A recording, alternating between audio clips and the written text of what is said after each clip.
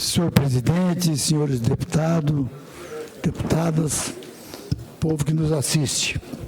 Senhor presidente, eu faço uso dessa tribuna porque, com o momento em que vivemos no Brasil, eu sinto uma falta de segurança enorme para o setor que sustenta esse país, em todo o sentido, que é o setor do agronegócio, o setor produtivo, que essa cadeia emprega desde o tratorista até o fabricante das máquinas que nós compramos para poder fazer com que esse Brasil cresça, com que esse Brasil arrecade e com que esse Brasil empregue, porque além desse setor dar uma contribuição enorme no setor produtivo, que hoje nós já somos o maior produtor de milho do mundo. Nós já estamos produzindo milho acima dos Estados Unidos. Então, me causa uma certa preocupação assistir com muita clareza o STF, que é o guardião da Constituição, para julgar e defender a Constituição e as leis, votar contra o artigo 231 da Constituição Federal, que lá está explícito e claro o que está claro na Constituição, que toda terra que o índio ocupa em 1988, teria 5 anos para demarcar. Então, não precisa de discutir isso, porque está escrito na Constituição. Então, criou um embaraço enorme, porque a Câmara Federal já votou e aprovou de que 1988, quando a Constituição foi promulgada, o artigo 231 está mais claro possível. E aí, mesmo a Câmara Federal, que é o representante legítimo do povo, por quê?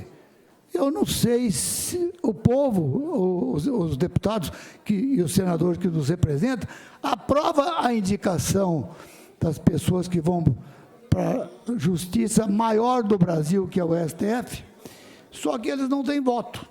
Eles não representam, na minha visão, o povo. Quem representa o povo é representante do povo, que é o legislativo.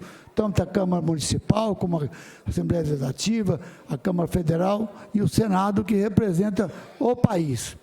Então, isso me causa, assim, uma certa preocupação, porque a conversa é uma conversa totalmente sem pé e sem cabeça. Quando foi proclamada a República em 1889, criou-se um Estado, e esse Estado teve uma regra. E essa regra, o governo de Cuiabá, que era a província anterior, ele recebeu do governo federal o seguinte: nós criamos uma faixa de fronteira de 66 quilômetros, que isso durou até 1964, quando o Exército tomou as ruas, a pedido do povo, para que aqui não fosse implantado o regime comunista. Então, houve um avanço e a faixa de fronteira aumentou para 150 quilômetros. Então, essas terras que foram ditas pelo governo, pelo presidente primeiro do Brasil, depois da proclamação da República, entregou aos estados para que ele vendesse as terras e trouxesse para Mato Grosso do Sul e para Mato Grosso do Norte, para Goiás e para Tocantins, o progresso e o desenvolvimento. Tanto é que em 1954, se não me falha a memória, Getúlio Vargas veio aqui como presidente da República e criou em Dourados a primeira colônia agrícola, 12 mil lotes de 30 hectares, 360 mil hectares, que hoje tem 7 cidades lá: Glória, Fátima, Jataí, Deodápolis, e outras, Douradina e outras cidades. Então, o que me causa estranheza, que quando vem discutir esse marco temporal, E aqui é comum a gente ouvir, certo? Ideologias diferentes da gente, dizer que os índios estão fazendo uma retomada. Aí eu pergunto, deputado Antônio Vaz, retomada do quê, se ele nunca foi dono de nada? Ele é primitivo aqui, mas nunca foi proprietário, porque até 1940, foi criado, em 1910, eu acho que foi criado o serviço o SPI, que era o Serviço de Proteção aos Índios.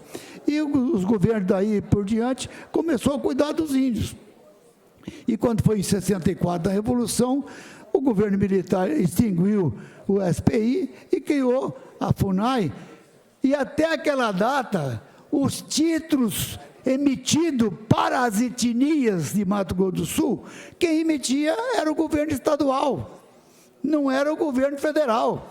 Então, se os índios um dia foi dono de alguma coisa, não foi o índio José, ou a índia Maria, ou o índio Pedro, foi a etnia. Guarani era dona de um título legítimo lá em Carapó, Taiquê, que o Estado titulou, e os vizinhos, na época, assistiu e concordaram com as divisas para dar o título aos índios. Então, hoje, nós estamos discutindo o quê?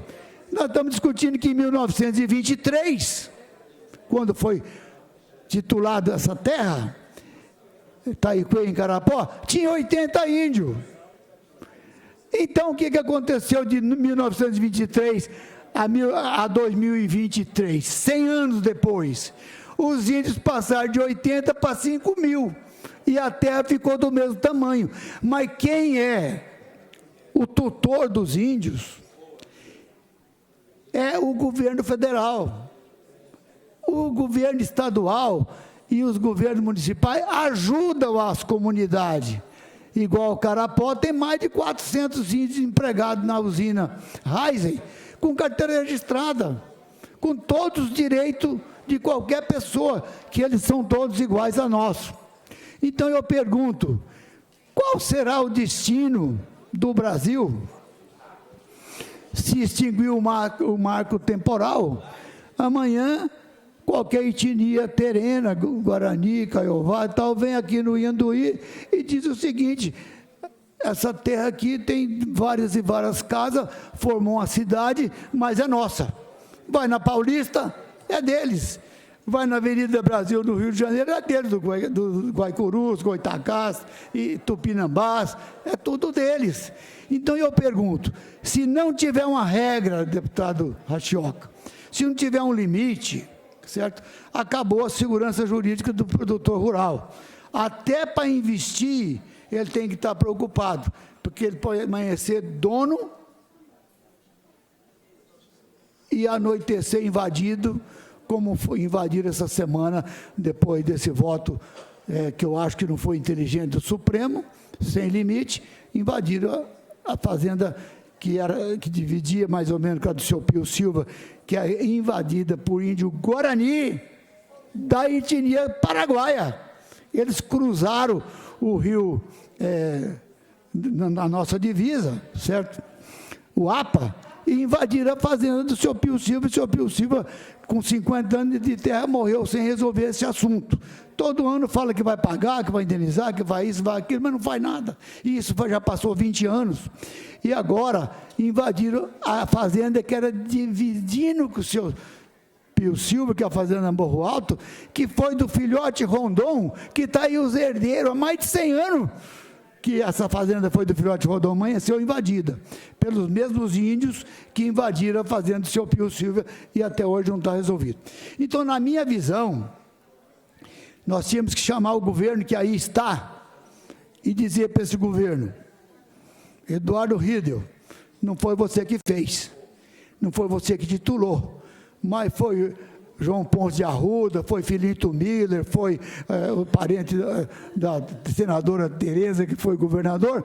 Você emitiu esse título. Como que você emitiu esse título? Emitiu um título de terra desobstruída. Terra devoluta é terra desobstruída. Ele emitiu um título, mas não deu título para ninguém. Esse título foi vendido à terra, receberam no Tesouro de Mato Grosso, Está aí o irmão do seu Wilson Carneiro, que foi o exator de Dourado por muitos anos, está vivo aí, foi deputado, pode testemunhar que o Wilson Barbosa recebia, o Wilson Carneiro recebia o dinheiro do título e ia levar de Fusca em Cuiabá, para pagar o Tesouro de Cuiabá, o valor das terras, 33% antes da medição, porque tinha que chamar os vizinhos para conferir a divisa, porque se tivesse uma pessoa na posse, essa pessoa tinha preferência para ser titulada. Então, foi assim que veio para cá o progresso, foi assim que veio para cá o desenvolvimento, foi assim que veio para cá os gaúchos, trouxeram a tecnologia do trigo, da soja, e é assim que nós estamos vivendo em um país que tem dado exemplo do mundo em sustentabilidade, que nós somos o país que tem a maior reserva de mata no planeta. Então, essa discussão não é discussão do STF, com o setor produtivo, ou com os índios, é uma discussão com ONGs, certo? Que está lá na Amazônia, a ONG francesa, a ONG inglesa, a ONG alemã, a ONG de tudo quanto é tipo de ONG, certo? Mas não está atrás de ajudar os índios, não está atrás de proteger os índios, está atrás das riquezas que existem na região. Então, isso é uma coisa, na minha visão, que traz para o setor produtivo. Hoje, se Mato Grosso do Sul é do tamanho que está, graças à tecnologia, ao agronegócio. Você vê, Maracaju hoje é a 10ª cidade maior produtora de soja do país. Aqui tem 30 e tantas cidades, certo? Acho que em primeiro lugar é uma cidade em Goiás, em segundo lugar, acho que é outra cidade em Goiás, depois eu acho que é Maracaju, uma das maiores produtoras de grão do estado de Mato Grosso do Sul. Então eu pergunto, se não temos segurança jurídica, como que vai investir? Como que vai investir em tecnologia? Como que vai investir em recuperação do solo? Porque hoje não precisa derrubar uma árvore. O Brasil, do território nacional, acho que não tem 5%. É muito maior a terra que o índio tem, que é 1.600.000 índios de todas as etnias, e tem 12% do território nacional, e nós não temos no setor produtivo essa quantia de 12%. É muito menos a quantia que nós temos inserida no setor produtivo. O restante é todas as exigências absurdas que só existem no Brasil. Você compra 100% em uma região, mas você só pode usar 80%. Você compra 100% em outra região, você só pode usar 50%. Você compra 100% em outra região, você paga o 100% e só pode usar 20%, que é o caso da Amazônia. Então, eu fico preocupado e não podia deixar de vir aqui e parabenizar a frente parlamentar que representa esse setor produtivo, que emprega o tratorista, emprega o mecânico, emprega o borracheiro, emprega o posto de gasolina, emprega a indústria de caminhão, emprega a indústria que fabrica máquina, que fabrica plantadeira, e que nós estamos trabalhando aqui e estamos gerando riqueza e emprego lá nos grandes centros, fabricando as máquinas com maior tecnologia, para que nós possamos produzir. Então, eu fico preocupado, mas eu quero parabenizar a frente parlamentar do agronegócio, em dizer que esse setor não vai aceitar essa imposição, porque o governo federal, ele tem o direito, já que ele é tutor, ele pode comprar qualquer propriedade rural, em qualquer lugar do país, e incorporar no seu patrimônio, porque o índio não tem escritura, e o índio ser usufrutuário da nação, que é o que acontece hoje. Porque quando fala em retomada, quem pode retomar é o antigo dono. Se o índio, ele é primitivo no Brasil, antes de nós, ele tem o mesmo direito nosso, mas ele não pode, depois que proclamou a República e criou-se os estados, a federação, e existe uma Constituição a ser cumprida, ele não pode deixar de cumprir e ficar invadindo propriedade rural, que até que estude e que diz se ela é ou não é, mas acontece, como que fica o governo que aí está? e no acervo do Mato Grosso do Sul, após a divisão, está lá na Agraer, todos os títulos com o documento que a pessoa comprou e pagou. No mínimo, o governo estadual teria que ele indenizar, porque foi ele que vendeu. E o governo da época não está mais no meio de nós, já faleceu, mas o governo é único, e o governo que aí está hoje chama-se Eduardo Riedel. Ele tem que pelo menos se posicionar e dizer: não, senhor, essas terras foram vendidas e tituladas pelo estado de Mato Grosso do Sul para as pessoas que vieram aqui para criar esse grande estado de todos os lugares da federação. Então, quer cuidar dos índios? Eu acho até que se deixasse nós, privados do setor produtivo, cuidar dos índios e inserir os índios no setor produtivo, os índios viveriam muito melhor. Eles não viveriam de cesta básica do governo federal e não viveriam de cesta básica do governo estadual. E você entra nas terras deles, é a maior miséria que existe. Tiraram 39 produtores rurais de Panambi e pegaram 1.200 hectares com casa, com terra fértil, está lá improdutiva. E o povo que lá morava há mais de 50 anos está passando fome na cidade, porque deram a terra lá na Terra do Boi, sem luz, sem estrada, sem moradia, sem nada, e pegou os 1.200 hectares, que eram 40 lotes, e entregaram para os índios. Os índios continuam lá na miséria, e uma porção bem pequena de índio, e 39 pessoas, pai de família, chefe de família, que vieram para cá na esperança de viver, crescer e criar seus filhos, passando fome na cidade. Isso não é fazer justiça social. Você não pode pegar a pessoa que está trabalhando, produzindo, e pagando imposto para sustentar os índios, que eles não têm obrigação de trabalhar e nem de produzir, mas vai lá ver na Sueme Sul. O que o ex-presidente Bolsonaro fez? Ele inseriu os índios junto com os produtores para produzir nas terras deles. Hoje tem engenheiro agrônomo, tem mecânico, tem advogado, tem professor, tudo índio trabalhando e produzindo e recebendo o seu capital, porque o produto eles vendem e o dinheiro eles dividem.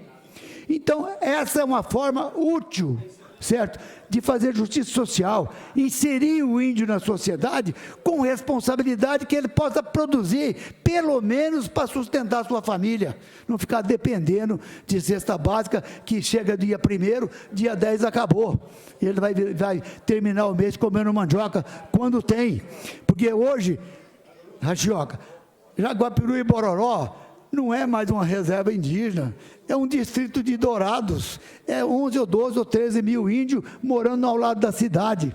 E uma outra coisa, acabaram com o hábito e com costumes. Antigamente tinha o pajé que rezava, tinha o capitão que mandava, e os índios respeitavam. Hoje, eles são cuidados pela Polícia Federal e não respeita ninguém. Se quiser achar coisa roubada, entra na reserva que vocês acham. Se quiser achar droga, entra na reserva que vocês acham. Se você quiser ver as pessoas sofrendo e se liquidando no alcoolismo, entra na reserva que vocês verem. Então, qual é o benefício que eu vejo o governo federal, o AFUNAI, fazer em benefício do índio? Põe o índio para trabalhar, põe o índio para produzir, escritura o índio, deixa ele entrar no banco e fazer seu financiamento, deixa ele tocar a sua lavoura, deixa ele estar no mercado, ter sua inscrição, ter seus recursos, sua produção e sustentar sua família com respeito e com dignidade. Não é viver sempre nessa miséria que os índios vivem por todo o país. Então está brigando lá por causa de um pedaço de Santa Catarina, vai pôr uma quantidade de índio e vai tirar mais de 100 famílias com mais de 150 anos na terra. Muito antes do descobrimento do Brasil, tem o título aí em Rio Brilhante invadido de 1854. Então, eu acho, e isso me preocupa, ou nós damos um rumo para ter uma segurança jurídica, para ter uma tranquilidade do campo, para ter um sossego em toda a sociedade, entre índio, negro, branco, e todos nós somos iguais perante a lei e perante Deus. Então, se nós somos iguais perante Deus, não pode cometer injustiça para fazer justiça. Isso é, no meu ponto de vista, uma utopia, e nós vivemos aqui por baixo de ONGs internacionais que não quer que o Brasil produza, não quer que o Brasil cresça, não quer que o Brasil seja, que será o maior celeiro do mundo em produção para atender as pessoas e matar a fome, tanto dos brasileiros como de outros povos que vivem na miséria, como a Etiópia e tantos outros países. Então, senhor presidente, eu não poderia deixar de fazer uso da palavra e trazer aqui como produtor rural, como representante dessa classe, sem denigrir a imagem de ninguém, inclusive dos índios, que são usados como massa de manobra de ONGs internacionais e muitas vezes de ideologias políticas partidárias. Então eu entendo que tem que fazer justiça e não injustiça. Justiça para o índio, mas sem fazer injustiça para o povo que, honestamente, homens e mulheres que trabalham, produzem e trazem o alimento à nossa mesa. Era só isso que eu queria colocar, senhor presidente. Muito obrigado.